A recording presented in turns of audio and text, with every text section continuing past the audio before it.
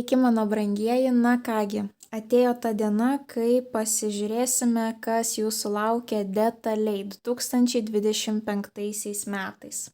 Tai reiškia, apžvelgsime nuo sausio iki gruodžio kiekvieną mėnesį pagrindinius įvykius, bei paanalizuosime energetiką 2025 metais jūsų emocinės būsenos, asmeninių santykių su šeimos nariais, draugais, finansinę padėtį, karjeros savirealizacijos galimybes ir taip pat ištrauksime jums vieną patarimą metams bei vieną praktiką, kuri padės pakelti vibracijas į aukštesnį lygį. Tai prognozė bus ilga, tad kviečiu pasidaryti kavos arbatos, patogiai įsitaisyti ir kartu su manimi žvilgtelti į jūsų 2025 metus. Taip pat nepamirškite pasidalinti šio vaizdo įrašu su kitais astrologijos, tarologijos mylėtojais, kuriems būtų įdomu pasižiūrėti jų 2025 metus. Ir būsiu labai dėkinga, jeigu paspausite patinka mygtuką, bei lauksiu jūsų atgalinio ryšio komentaruose. Jums tai nieko nekainuoja, o man labai daug reiškia.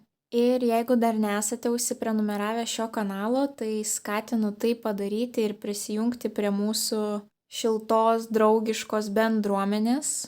Kanale rasite prognozes savo zodiako ženklui kiekvienam mėnesiui, bei įvairių išsirinkortą prognozių, kurios turėtų jums padėti pažinti save geriau ir nukreipti tinkamą linkme. Taip pat visada drąsiai galite siūlyti savo temas išsirinkortą prognozėms, nes man labai svarbu, kad jums vaizdo įrašai būtų aktualūs ir padėtų įnešti aiškumo į jūsų dabartinę gyvenimo situaciją. Kaip visada noriu priminti, kad šias prognozes, kaip ir mėnesinės prognozes, taip ir metinės prognozes, reikia žiūrėti pagal 3 zodiako ženklus, tai yra jūsų Saulės pozicija, jūsų ascendento pozicija ir jūsų Mėnulio pozicija. Kažkam tai bus 3 skirtingi zodiako ženklai, pas kažką tai bus 2 skirtingi, o pas kažką tai bus 1. Labai priklauso nuo jūsų gimimo datos. Kaip susižinoti savo šias 3 pozicijas, rasite aprašyme po šio vaizdo įrašu. Ten yra įdėta nuoroda į 4 minučių vaizdo įrašą, kuriame detaliai paaiškinu, ką ir kaip reikia daryti. Na ir vis dėlto, kam reikia žiūrėti pagal tos 3 zodiako ženklus, kad jūs gautumėt pilnesnį, detalesnį vaizdą. Pagal jūsų Saulės zodiako ženklą galbūt fokusas 2025 metais eis į finansinę sritį, pagal ascendentą galbūt prisidės kažkokie tais asmeniniai santykiai. Taip, kad gauti kuo detalesnę prognozę, visada siūlau žiūrėti pagal 3 zodiako ženklus. Na ir šiek tiek trumpai norėčiau dar jums papasakoti apie retrogradinę Venerą ir Merkurijų. Tai yra laikotarpiai, kai planetos juda atgal. Tie laikotarpiai nėra sėkmingi naujiems darbams, naujiems santykiams.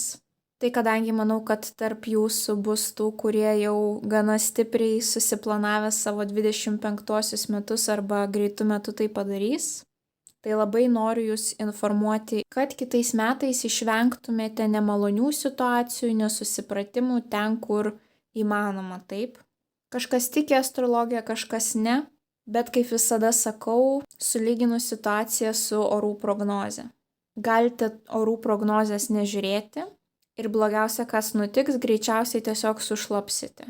Bet visai neblogai būtų pasižiūrėti orų prognozę, pasiimti skėtį ir išvengti papildomų nesklandumų, taip?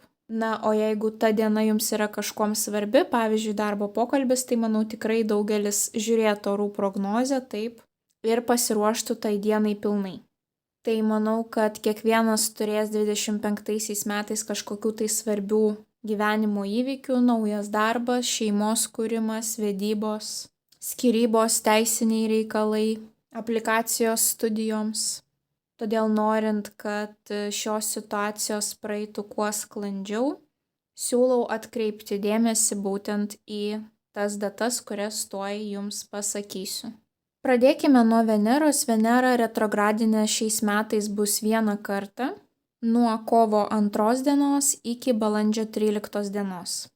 Kadangi Venera pas mus atsakinga, kaip jau sakiau, už finansus, meilę ir grožį, tai reiškia, tuo metu jokių būdų neorganizuokite vestuvių.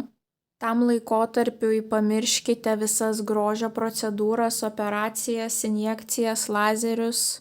Operacijos gali būti nesėkmingos arba rezultatas bus netoks, kokio jūs tikėjotės. Retrogradinė Venera mus verčia pakeisti savo skonį tam laikotarpiui, bet kai po to Venera vėl pradės judėti pirmyn, jūs suprasite, kad paskubėjote ir skonis jūsų jau nebe toks, koks buvo. Na ir kadangi Venera atsakinga pas mus už finansus, tai pamirškite tam laikotarpiui investavimą ir apskritai visus naujus kažkokius tai piniginius reikalus. Tuo metu emocijos bus užaštrėjusios, o logika dings ir jūsų sprendimai gali būti absoliučiai neracionalūs ir paremti emocijom, o ne logika ir detaliais skaičiavimais. Tai kas planuojate vestuves, pabandykite jas suorganizuoti iki kovo 1 dienos arba bent jau palaukite balandžio 15 dienos. Taipogi retrogradinės Veneros periodu jokių būdų neįsigykite jokių brangių pirkinių, kaip būstas, automobilis, kaip ir sakiau, tiek jūsų skonis pasikeis vėliau, tiek tokie investiciniai sprendimai nebus logiški ilguoju laikotarpiu, taip. Dabar kalbant apie retrogradinį Merkurijų, tai kas mane sekate iš seniau, žinote, kad aš visada mėnesinėse prognozėse būtinai paminiu, jeigu ateina pas mus retrogradinis Merkurijus, bei pristatau, ką reikia daryti, ko geriau nedaryti. Tai mėnesinių prognozių metu aš apžvelgsiu detaliau, ką daryti, ko nedaryti. Bet ką dabar jums svarbu žinoti, tai Merkurijus pas mus yra komunikacijos planeta, atsakinga būtent už dokumentus, komunikaciją tarp žmonių ir už visą įrangą, kurią mes naudojamės, elektroniką. Ko negalima daryti per retrogradinį Merkurijų? Apskritai yra labai sunku susikalbėti su žmonėmis. Vienas pamiršta kažką pasakyti pilnai, kitas neperklausia ir galiausiai supranta mintį visiškai kitaip, taip kaip tas žmogus tikrai nenorėjo pasakyti.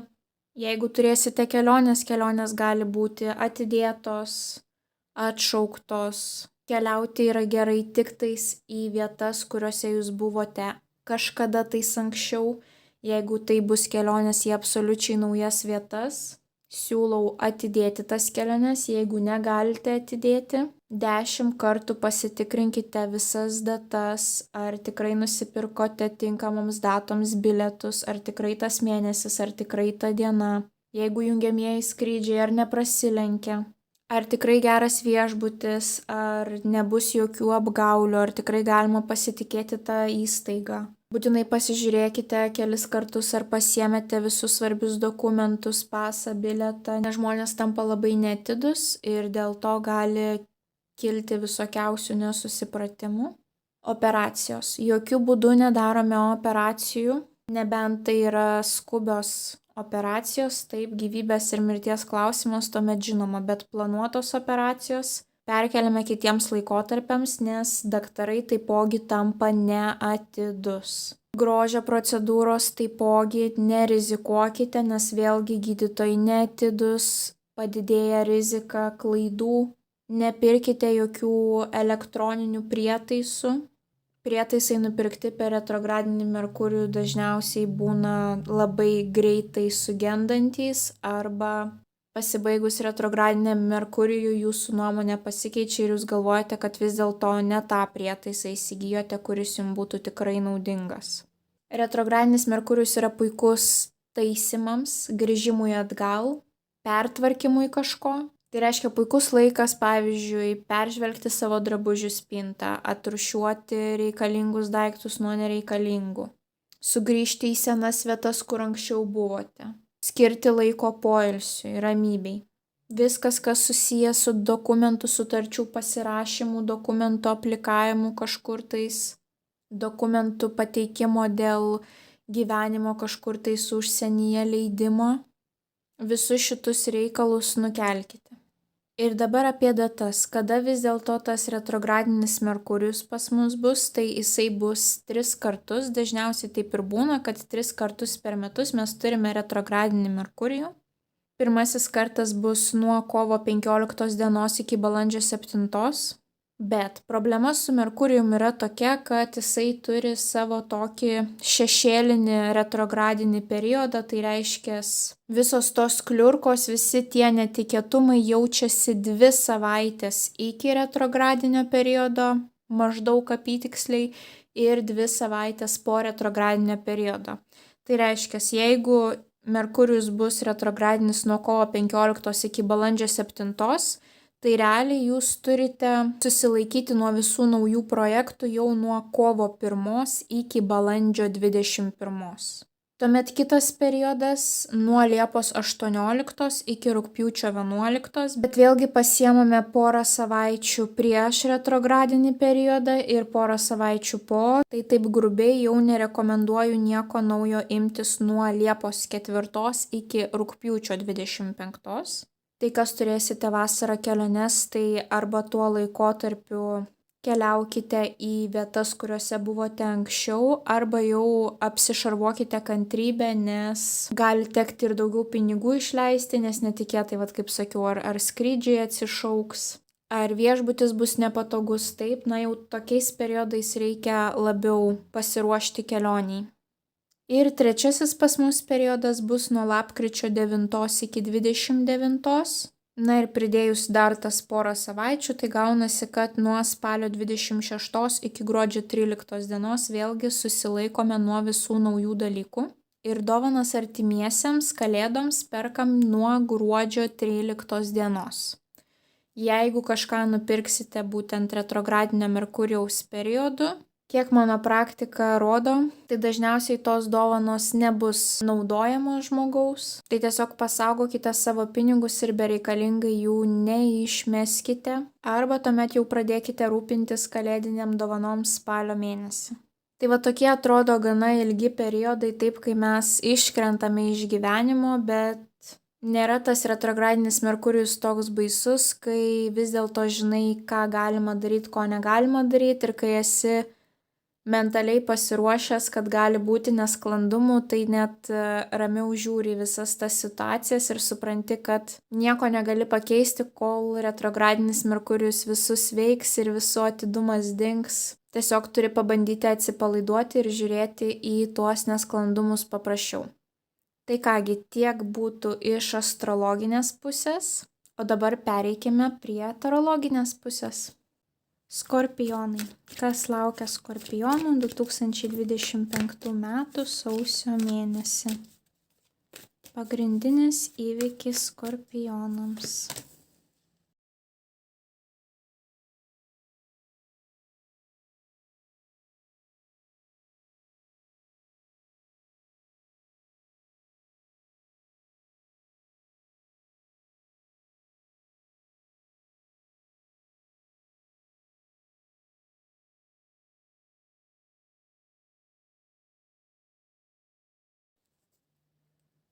Skorpionų būsena 2025 metais pagrindinė energetika.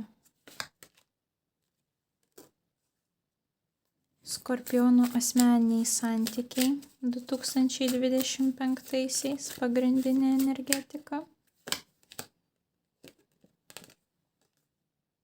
Skorpionų santykis su šeimos nariais, artimais draugais, bendraminčiais 2025 pagrindinė energetika.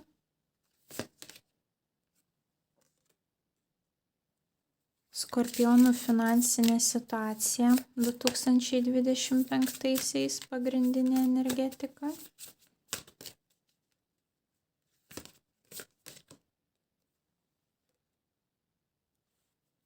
Skorpionų karjeros ir savirealizacijos galimybės 2025 pagrindinė energetika.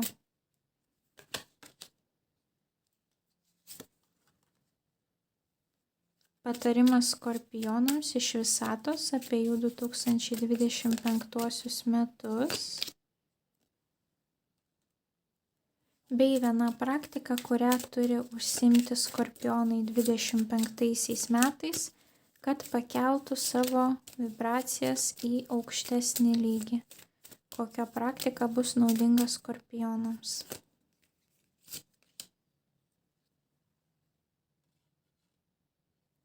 Na kągi skorpionai, pasižiūrėkime, jūsų emociniai būsenai iškrito nulinė korta, didysis arkanas kvailys. Kvailys naujų pradžių korta, kažko darimas nuo nulio. Jums norėsis tyrinėti pasaulį, jums norėsis pradėti kažką nuo pradžių, jums norėsis naujų kažkokių tais etapų savo gyvenime.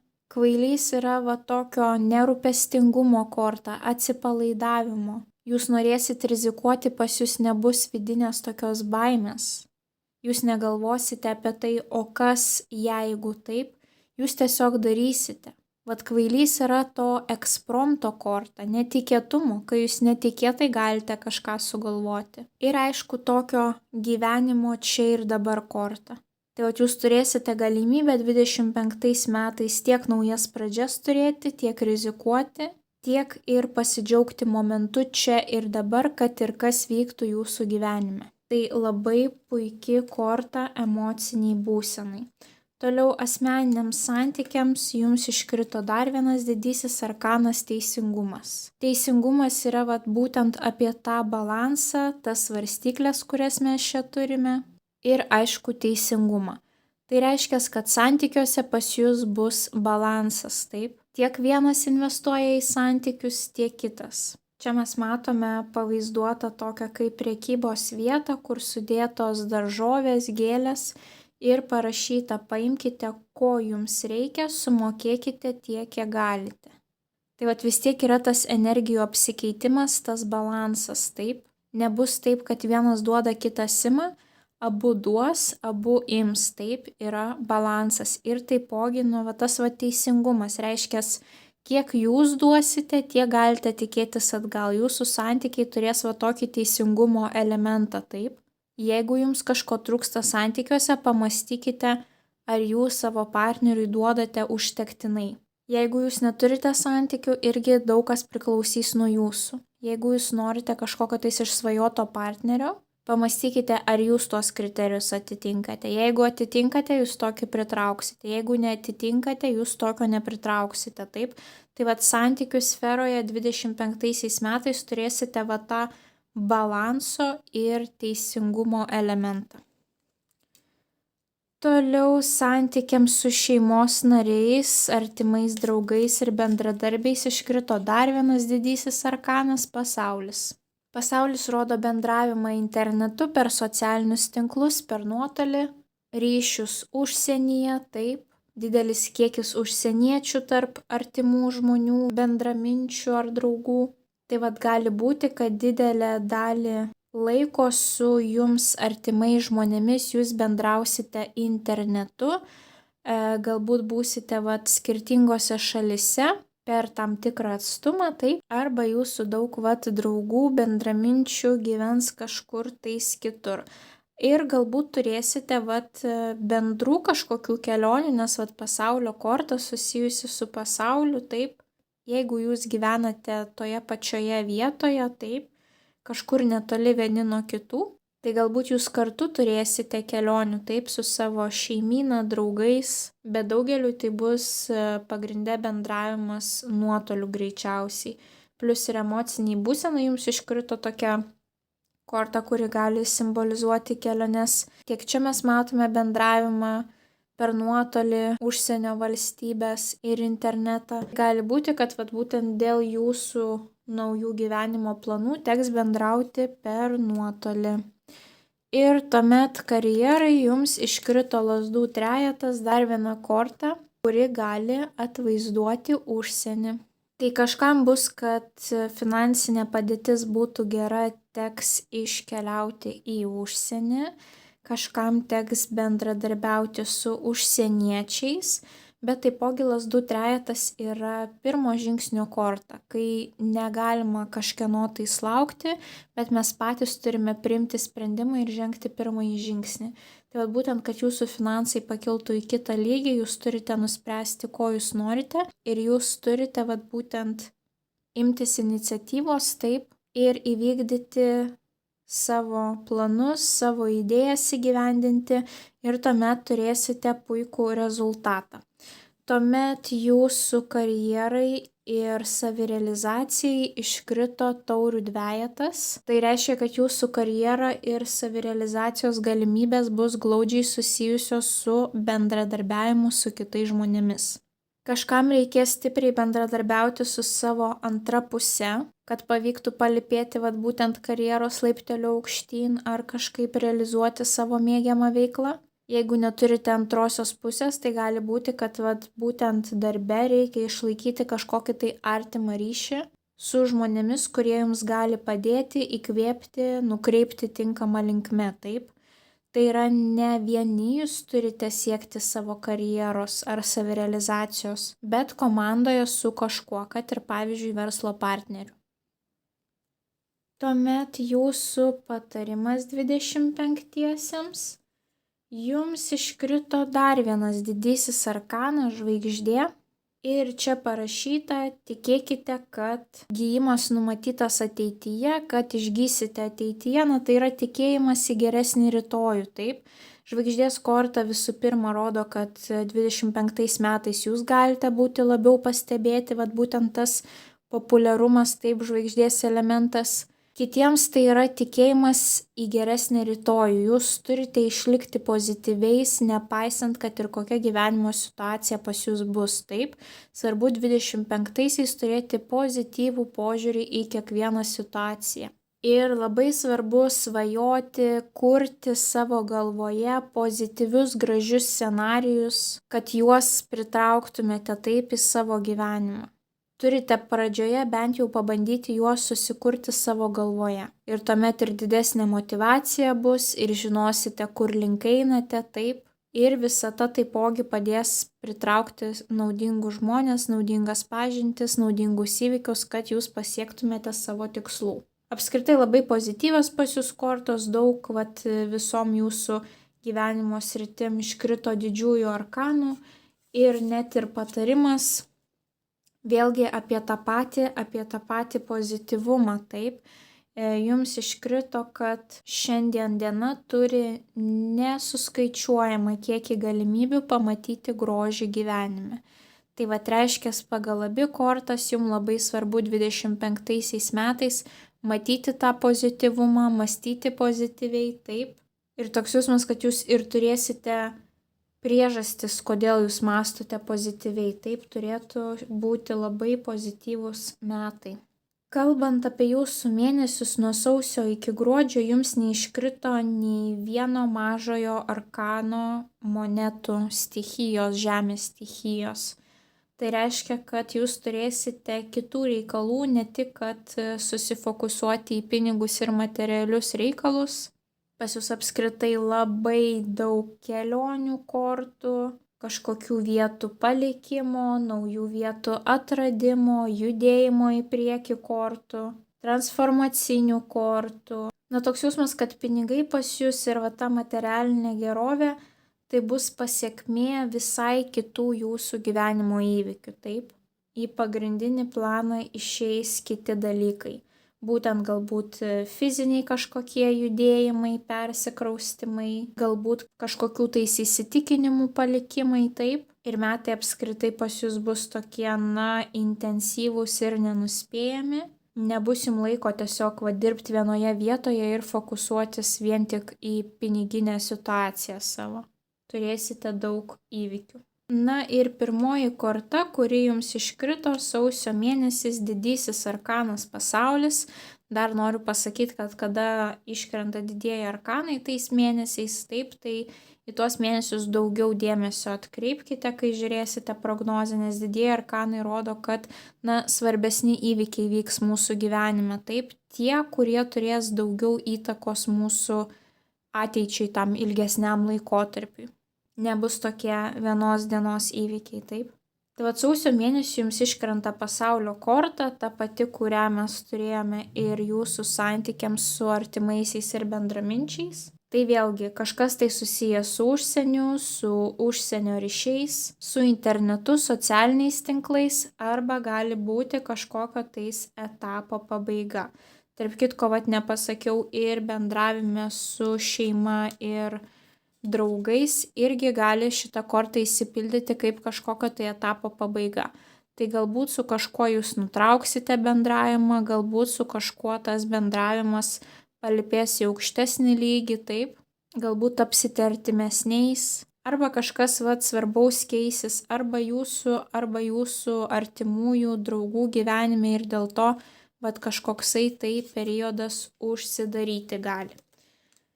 Tai pas jūs tai kaip ir aišku, tas periodas, tie pokyčiai tai greičiausiai bus susijęs su kelionėmis, taip.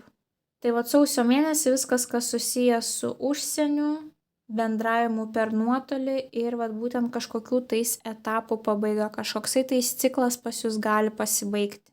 Na, pavyzdžiui, turėjote terminuotą darbo sutartį ir viskas, jau ta sutartis baigėsi. O galbūt turėjote kažkokią tai paskolos sutartį ir viskas, ir jūs jau išsilaisvinate iš paskolos. Galbūt kažkas pabaigsite studijas, o galbūt kažkas tapsite mama, taip. Na, senų etapų pabaigimas, naujų pradžia, taip.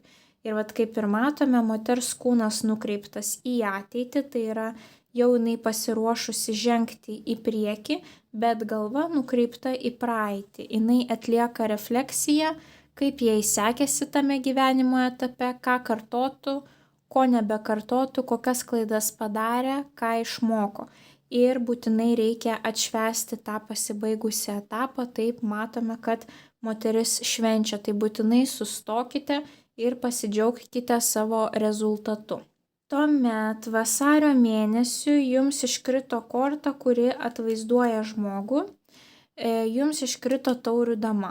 Tai kai iškrenta karalių arba damų kortos, aš visada traukiu patikslinimą, kad žinoti vis dėlto, koks įvykis susijęs su tuo žmogumi. Taip, jau aišku, kad žmogus bus svarbus jums vasario mėnesį, bet koks įvykis su juo susijęs, taip, tai ištraukiau dar vieną kortą. Bet pradžiai pradėkime nuo tos taurių damos. Tai vasario mėnesį jūsų gyvenime bus svarbi subrendusi moteris kažkur nuo 35 metų amžiaus. Jinai gali būti vandens ženklo, bet nebūtinai. Tai yra skorpionas, vėžys, žuvis. Tai gali būti tiek jūsų mama, tiek sesė, tiek močiutė, tiek mokytoja, tiek kaiminė. Žodžiu, kažkoksai tai svarbus žmogus, taip. Bet patikslinimų jums iškrito dar vienas didysis arkanas – žinė. Ir būtent žinė pas mus reprezentuoja visas ezoterinės profesijas, taip. Tai gali būti, kad vasario mėnesį jūs pasikreipsite konsultacijos tiek pas tarologą, tiek pas astrologą, tiek pas numerologą, visiškai nesvarbu pas ką, taip. Arba pas kažkokią tais gydytoją, kuri dirba būtent su žmonių jausmais, emocijom. Irgi gali būti pagal šias kortas, tai tiek psichologė, tiek psichoterapeutė, psichiatrė, arba gali būti kažkokia tai svarbi mokytoja jūsų gyvenime. Kažkokios tai sferos profesionalė, taip, jums gali prireikti kažkokios tai gyvenimo sferos profesionalės. Čia priklausys, aišku, nuo jūsų esamos tos situacijos, taip, bet jeigu jums reikės daryti kažkokį tais pasirinkimą ir jums trūksta toje sferoje žinių, tai būtinai nepabijokite pasikreipti į profesionalą. Galbūt jūs susidomėsite ezoteriniais dalykais, taip, jūs pradėsite studijuoti juos, mokytis, o galbūt, pavyzdžiui, tiesiog daug laiko internete klausysite visokių tarologinių, astrologinių prognozių, taip. Taipogi pagal žinias kortą būna sustiprėjusi intuicija arba atsiskleidžia kažkokios tai paslaptis. Tad galbūt šita taurių dama vasario mėnesį jums ir atskleis kažkokią tai svarbią informaciją, paslaptį, kuri kažką tais pakeis jūsų gyvenime, taip. Ypatingai, kadangi mes matėme sausio mėnesį, jūs jau kažkokį tai gyvenimo etapą užbaigėte, Tai vat su tuo etapu ar naujų jūsų gyvenimo etapu gali būti susijusi ir vat šita informacija iš Taurių damos vasario mėnesį. Ir tuomet kovo mėnesį jūs pradedat su vežimo korta. Vežimas yra labai motyvuoto, ryžtingo, užsidegusio žmogaus korta, kuris sako, kad jeigu turite tikslų, nepasiduokite, ryžtingai eikite jų link ir jūs visko pasieksite. Plius šita korta rodo, kad vadelis yra jūsų rankose, taip šita moteris valdo motociklą, niekas jos iš nugaros nestumia. Tai reiškia, jūs turite valdyti savo situaciją, kurią turėsite kovo mėnesį. Tai tiesiog kovo mėnesį gali būti, kad jūs norėsite daugiau judėti, taipogi vežimas visos kelionės susijusios su žeme, tai yra visos transporto priemonės, kurios yra ant žemės. Galbūt keliausite traukiniu, autobusu, automobiliu, arba daug laiko skirsite savo transporto priemoniai kovo mėnesį. Galbūt reikės atlikti techninę apžiūrą, galbūt remontuoti, irgi gali būti tokių dalykų. Galbūt išsilaikysite teisės, taip irgi dalykai susijęs su transporto priemonėm kovo mėnesį. Balandžio mėnesį jūs nenustojate judėti, jums iškrito lazdų riteris. Riteriai pas mus rodo įsibėgėjimą, pajudėjimą iš tokio stagnacijos taško. O lazdos pas mus atsakingos už fizinius veiksmus, už vidinę motyvaciją, užsidegimą. Ką tai gali rodyti? Eisite, keliausite, tyrinėsite, judėsite. Gal užsirašysite į sporto klubą, galbūt tiesiog jums atsiras vidinė motyvacija eiti į gyvenimą tolyn, taip į priekį siekti savo tikslų. Nes pas jūs išlieka ta pati būsena tiek kovo, tiek balandžio mėnesį. Tas negalėjimas nusidėti vietoje, toks jausmas, kad ateina pavasaris ir pas jūs visiškai kitokia nuotaika, jums norisi judėti, analizuoti, eiti savo tikslų link. Galbūt jūs čia nuspręsite atlikti remontą savo būsto. Kažkas pajudės į priekį, kas susijęs su fiziniais dalykais, taip. Gali būti ir remontas, gali būti ir persikraustimas, gali būti, kad kelionę kažkokią tai turėsite. Gegužės mėnesis pas jūs jau šiek tiek aprimsta, bet irgi labai labai malonus. Mes turime taurių trejetą. Švenčių kortą, šventimo kortą, malonių susitikimų su draugais kortą. Gali kažkoksai tai svarbus įvykis gegužės mėnesį būti susijęs būtent su 3 žmonėmis, taip. Pavyzdžiui, jūs ir jūsų 2 draugės. Arba jūs ir jūsų artimi 2 šeimos nariai. O galbūt kažkokios tai kolegos, galbūt grupinis darbas. Galbūt toks draugų susitikimas, kažkas labai malonaus. Arba jūs turėsite kažkokią tai svarbią priežastį, kurią galėsite atšvęsti gegužės mėnesį. Ir birželio mėnesį mes turime dar vieną didįjį arkaną saikingumą. Saikingumas ir yra pas mus apie saiką. Nepamirškite birželio mėnesį visose savo gyvenimo srityse išlaikyti saiką ir tą aukso viduriuką. Skirkite laiko poilsiui, skirkite laiko mankštai, skirkite užtektinai laiko miegui, nepersivalgykite, nepamirškite sveiko maisto ir tiesiog susitaikykite, kad jūsų tas gyvenimo tempas gali sulėtėti birželio mėnesį. Jeigu jūs lauksite birželio mėnesį kažko tai svarbaus ar dokumento, ar žinios, ar leidimo, tai gali būti, kad birželio mėnesį jūs jo negausite, nes saikingumas yra pati lėčiausia korta, kuri tiesiog sako, kad apsišarvuokite kantrybę, viską gausite, viską turėsite pačiu tinkamiausiu metu, kada visata nuspręs, kad tikrai jau jūs esate pasiruošę. Jeigu ir bus kažkoksai tai judesys birželio mėnesį, tai jis bus labiau pažintinis, tai yra jeigu jūs judėsite, turėsite kažkokias keliones, tai tų kelionių metu jūs norėsite pažinti kažką tais naujo išmokti.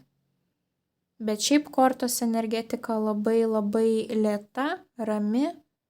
Galbūt susifokusuosite į savo dvasingumą, ramybę, taip. Žodžiu, birželis toks pilnai vasariškas atostogų mėnuo pas jūs. Liepos mėnesį mes turime tą pačią energetiką, mes čia turime kardų ketvertą, bet galite pamatyti, kad tiek čia moteris užsimerkusi, tiek čia moteris užsimerkusi. Ketvirtai pas mus yra pauzės korta. Tokia vidurio atokvėpio korta, kai jūs kaupiatės prieš naujus kažkokius tai įvykius, taip. Jūs taip gana stipriai pasiplėšėt va čia metų pradžioje ir po to jums šiek tiek norisi vasarą va tos va ramybės, galbūt Liepos mėnesis bus skirtas vėlgi atostogom, poilsiui, kažkokių tais tikslų išsigryninimui, meditacijai, jogai, kvėpavimams, gali būti, kad daug laiko skirsite tokiems dalykams. Na ir rugpjūčio mėnesį jums iškrenta dar vienas didysis arkanas bokštas. Kažkas eis ne pagal planą, gali koreguotis jūsų planai, gali būti, kad gausite netikėtų žinių. Žinios gali būti tiek labai svarbios globalios, tiek visiškai buitinės, taip. Tie netikėtumai pas kiekvieną būna labai skirtingi. Kažkas gauna netikėtą žinią iš savo darbdavio, o kažkas tiesiog sužino, kad artimasis įsipjovė į pirštą ir grįžo anksčiau namo. Pagal šią kortą pasisaugokite kelyje ir atsargiau elkite su aštriais įrankiais virtuvėje, taip. Na ir aišku, jeigu kažkokie tais jūsų planai atsišauks ar bus pakoreguoti, tai tiesiog turėkite kantrybės, na ir susitaikykite su tuo, taip. Galbūt kažkokius tai dalykus jums reikės perdaryti, taip. Kadangi kodėl bokštas griuvo, jisai nebuvo pastatytas kokybiškai, taip, jo pamatai nebuvo stiprus. Bet viskas gerai, tai pamatai krenta, jūs turite galimybę pastatyti viską iš naujo, bet šį kartą kokybiškai. Ir prie to paties rugsėjo mėnesį mes turime dar vieną didįjį arkaną mirtį. Mirtis yra atgimimo ir transformacijų korta. Vat būtent sugriuvo jūsų tas bokštas, taip, ir pasikeičia jūsų rutina, galbūt jūsų vertybės. Kažkas tai keičiasi ir jums reikia tuo pačiu atgimti, taip, atsinaujinti. Tai vat dvi labai svarbios kortos krenta jums būtent vat vasaros pabaigai, rudens pradžiai. Ir vat ta mirties korta dažniausiai rodo vat tas vat išorinės transformacijas, kurios mus pakeičia, kurios galbūt keičia mūsų įsitikinimus, mūsų įpročius. Tai gali būti pavyzdžiui tiek vaikelio gimimas, tiek skyrybos, tiek persikraustymas į kitą šalį, į kitą miestą, išėjimas į pensiją, išvaizdos transformacijos, na, gali būti įvairūs tokie dalykai, taip. Man asmeniškai šios kortos visada labai patinka, tai rodo, kad neturėsite jūs per daug nuobodaus gyvenimo, turėsite iššūkių, kuriuos praeisite, sustiprėsite, būsite pasiruošę dar aukštesniam lygiui savo gyvenime, taip, tapsite išmintingesni. Žodžiu, niekada nereikia šių kortų bijoti, taip. Aišku, tiems, kuriems sunku išeiti iš komforto zonos, tiems jos nepatinka. Bet mirties korta būtent ir yra skorpiono korta, taip, ir skorpionų gyvenimo tikslas yra kuo daugiau kartų pakilti kaip feniksams iš pelenų, taip, transformuotis. Tai va 25 metai bus grinai vat jūsų stichijoje, taip, transformacijos, naujos pradžios, etapų pabaigos. Ir vat tos vat transformacijos ir griūvantis pamatai spalio mėnesį jūs priveda prie kardų šešeto. Kardų šešetas rodo, kad jūs nusprendžiate palikti jums nebetarnaujančią situaciją. Tai gali būti bet kas, palikti tam tikrą žmogų, palikti tam tikrą instituciją, palikti tam tikrą miestą, palikti senus gyvenimo įsitikinimus, vertybės, juos visiškai pakeisti, taip. Vėlgi išsikraustimas, vėlgi judėjimas į priekį, persikėlimas. Žodžiu, mergina pasiruošusi pamatyti naujus vandenis, taip. Tai arba jūs mentaliai paliksite kažkokią tai situaciją ir daugiau nebesižvalgysite atgal, arba fiziškai tiesiog gali būti vat kažkokia kelionė arba kažkoksai tai išsilaisvinimas nuo kažkokių situacijų arba žmonių. Galbūt kažką tai užblokuosite socialiniuose tinkluose, kad jie jūsų nematytų, nepasiektų, taip, na įvairiausių va tokių išėjimų gali būti. Tuomet lapkričio mėnesį mes turime lazdų penketą. Lazdų penketas yra konkurencijos korta, skirtingų nuomonių korta. Jeigu jūs turite savo verslą, gali būti, kad, stipresnis konkuravimas bus su kitomis įmonėmis, taip. Jeigu jūs dirbate samdomą darbą, galbūt darbdaviai duos kažkokių užduočių, kur jums reikės rungtyniauti su savo kolegomis. Galbūt esate sportininkas ir turėsite kažkokias varžybas, o galbūt turėsite kažkokias olimpiadas.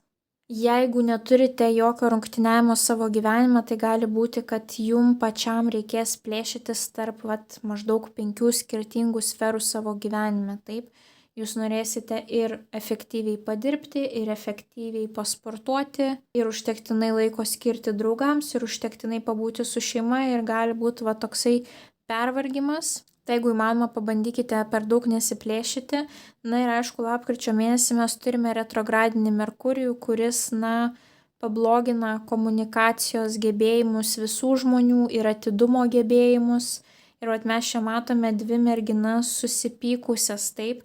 Tai lapkričio mėnesį pasistengkite kuo aiškiau komunikuoti savo idėjas, kuo aiškiau komunikuoti savo mintis, nes jūs, pavyzdžiui, nepasakysite vieno svarbaus žodžio ir kitas žmogus visiškai kitaip supras jūsų mintį, neperklaus ir galiausiai jūs atsidursite kažkokiuose, pavyzdžiui, nekalbadieniuose arba susipyksite ir kurį laiką nebendrausite, taip.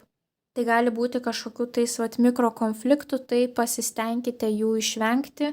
Pasistengkite ant žmonių per daug nepykti, suprasti, kad, retrogradinis Merkurijus visus veikia, taip.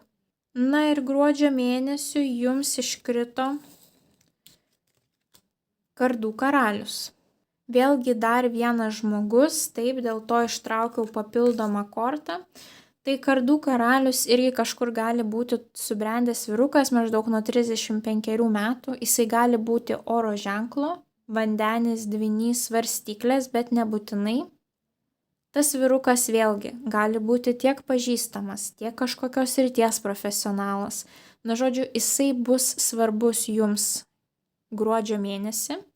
Pagal profesiją, jeigu tai ne jūsų artimasis ar pažįstamas, tai pagal profesiją jisai gali būti stiprus komunikacijoje arba savo darbe dirbti su metalu.